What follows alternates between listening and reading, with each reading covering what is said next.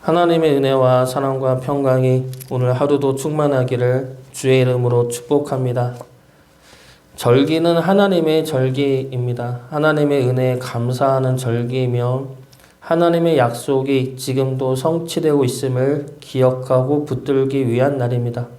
그렇기 때문에 각 절기에는 하나님의 은혜와 약속이 담겨 있습니다. 오늘 읽은 말씀은 봄의 위치에 있는 절기들에 관한 말씀입니다.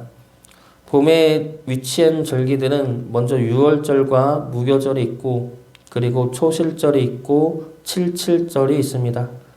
아까도 이야기했듯이 이 절기마다 하나님의 약속과 은혜가 담겨 있습니다. 절기 안에 담긴 하나님의 은혜와 약속을 살펴보고 하나님의 은혜에 감사하며 그리고 하나님의 약속을 붙들며 살아갈 수 있기를 주의 이름으로 축복합니다. 먼저 유월절과 무교절은 구원하심입니다. 유월절은 첫째 달 열 나흘날에 지켜야 합니다. 이 날은 유대력으로는 1월이지만 우리가 쓰는 태양력으로는 보통 3월에서 4월에 위치하는 날입니다. 유월절은 많이들 알고 있는 날일 것입니다. 출애굽 당시에 장자의 죽음이라는 10번째 재앙이 임할 때 이스라엘 백성들은 어린 양의 피를 잡아 문설주에 바릅니다. 그러면 죽음의 사자가 그 피를 보고 그 집을 넘어가죠. 이 유월절 어린 양의 피는 예수 그리스도의 보혈을 예표하는 피입니다. 그리고 무교절은 유월절 다음 날에 시작이 되어 이래 동안 계속되는 절기입니다. 이 절기 때는 누룩을 제거한 무교병을 먹어야 합니다. 무교병을 먹는 이유는 애굽에서 급히 나와야 하기 때문에 누룩을 넣지 않는 무교병을 먹었던 것입니다. 이것은 구원의 중요성과 긴급성을 상기하는 의식이죠. 그래서 유월절과 무교절이 주는 의미는 구원입니다.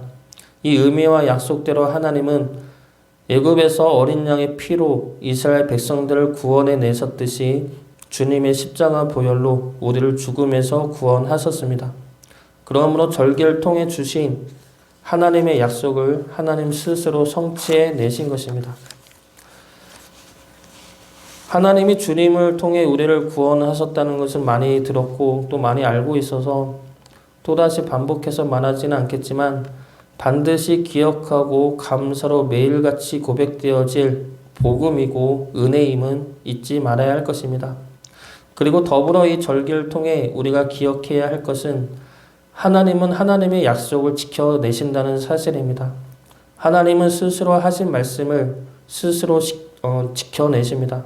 그렇기 때문에 하나님의 말씀은 진실되고 취소됨이 없으며 하나님의 말씀은 그 말씀 자체로 강한 증거이고 힘이 되는 것입니다. 그 말씀을 하나님은 우리에게 주셨습니다. 성경책을 통해 말씀을 주셨고 주님이 말씀이 되어 이 땅에 내려오셨습니다.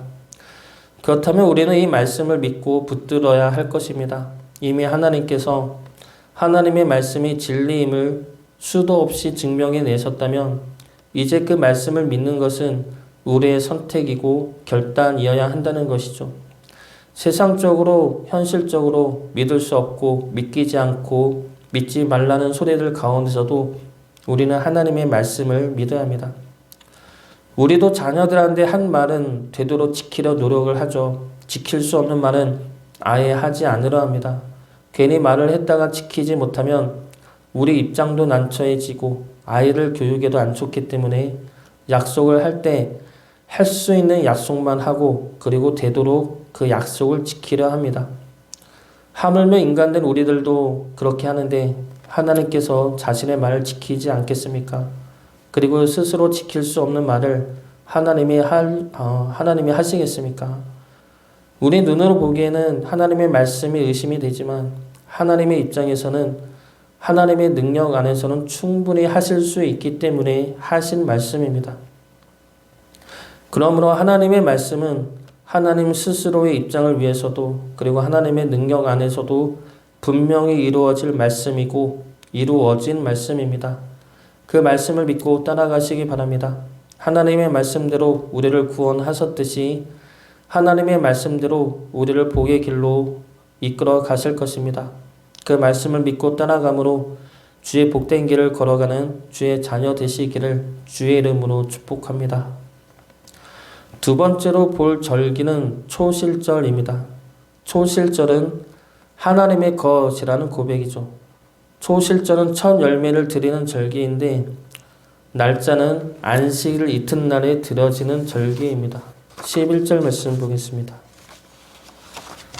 제사장은 너희를 위하여 그 단을 여호와 앞에 기쁘게 받으심이 되도록 흔들되 안식일 이튿날에 흔들 것이며, 여기서 안식일 이튿날이 어떠한 날인지는 논란이 많으나 보통은 무교절 기간의 주일로 보고 있습니다.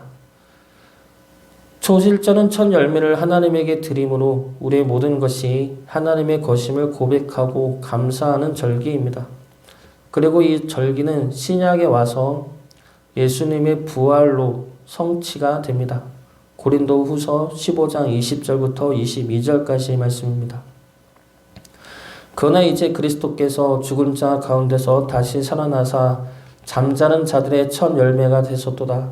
사망이 한 사람으로 말미암았으니 죽은 자의 부활도 한 사람으로 말미암는도다.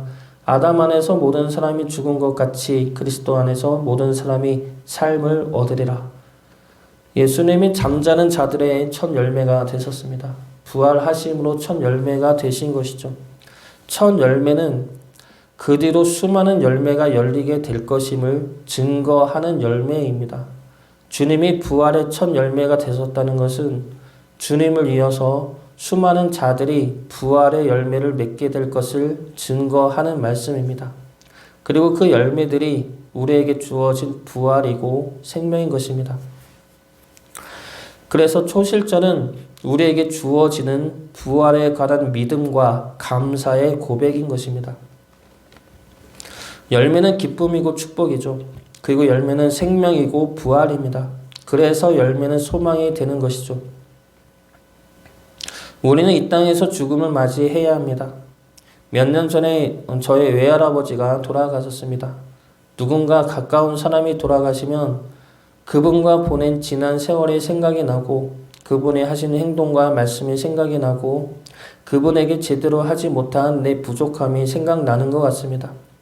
외할아버지가 살아 계셨을 때는 그렇게 많이 생각하지 않고 지내다가 돌아가시니까 지난 세월들과 추억들을 그 당시에 많이 생각하게 되었습니다. 그러면서 슬픔과 아픔과 그리움과 죄송함이 묻어나오는 것이죠. 이러한 마음들이 나오는 이유가 무엇입니까? 이 땅에서 다시는 보지 못하기 때문이죠. 그리고 지나간 것들을 다시 되돌릴 수 없음을 알기 때문에 후회가 되는 것입니다. 그러나 우리 믿는 이들의 삶은 이대로 끝나지가 않습니다. 이 땅에서의 죽음은 영원한 하늘나라에서 생명으로, 부활로, 열매로 다시 열려지게 됩니다. 주님이 부활의 첫 열매가 되시어 우리에게 부활이 있음을 알려주신 것처럼 우리에게는 부활과 생명이 있습니다.